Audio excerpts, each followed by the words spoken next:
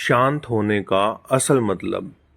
एक राजा था जिसे पेंटिंग से बहुत प्यार था। एक बार उसने घोषणा की कि जो कोई भी उसे एक ऐसी पेंटिंग बना कर देगा जो शांति को दर्शाती हो तो वह उसे मुंह मांगा इनाम देगा।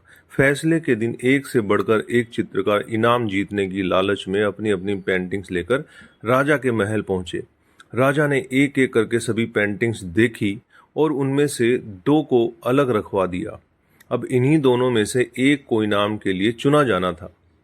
पहली पेंटिंग एक अति सुंदर शांत झील की थी।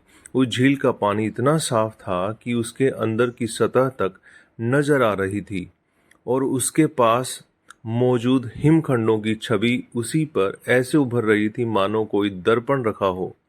ऊपर की ओर नीला आसमान था जिसमें रुई के गोले के समान सफेद बादल तैर रहे थे। जो कोई भी इस पेंटिंग को देखता उसको यही लगता कि शांति को दर्शाने के लिए इससे अच्छी पेंटिंग हो ही नहीं सकती।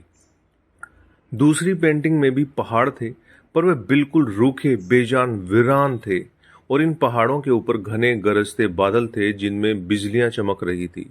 घनघोर वर्षा होने से नदी उफान पर थी, तेज हवाओं से पेड़ हिल रहे थे और पहाड़ी के एक ओर स्थित झरने ने रौद्र रूप धारण कर रखा था। जो कोई भी इस पेंटिंग को देखता यही सोचता कि भला इसका शांति से क्या लेना देना, इसमें तो बस अशांति ही अशांति है।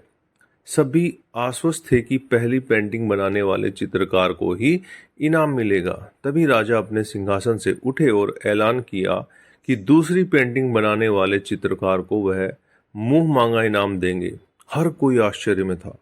पहले चित्रकार से रहा नहीं गया। वह बोला, लेकिन महाराज, उस पेंटिंग में ऐसा क्या है जो आपने उसे इनाम देने का फैसला किया, जबकि हर कोई यही कह रहा है कि मेरी पेंटिंग ही शांति को दर्शाने के लिए सर्वश्रेष्ठ है।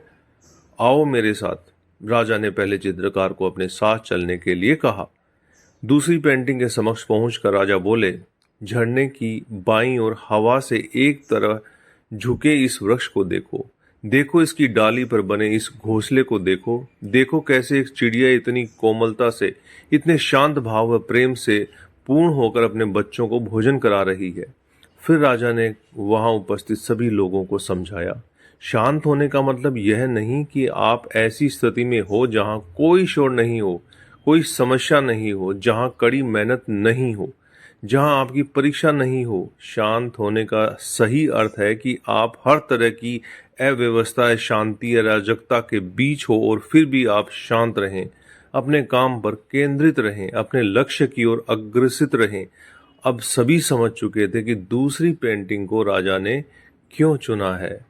तो दोस्तों, हर कोई अपनी लाइफ में पीस चाहता है, पर अक्सर हम शांति को कोई बाहरी वस्तु समझ लेते हैं और उसे रिमोट लोकेशन और एक्सटेंडेड वेकेशन में ढूंढते हैं, जबकि शांति पूरी तरह से हमारे अंदर की चीज है। और फैक्ट यही है कि तमाम दुख, दर्दों, तकलीफों और दिक्कतों के बीच भी शांत रहना ही असल में शांत होना है। तो दोस्तों, ये आपको कैसा लगा नीचे कमेंट करके बताइएगा। नहीं है तो चैनल को सब्सक्राइब कीजिएगा, शेयर कीजिएगा। सभी लोगों को बहुत बहुत धन्यवाद।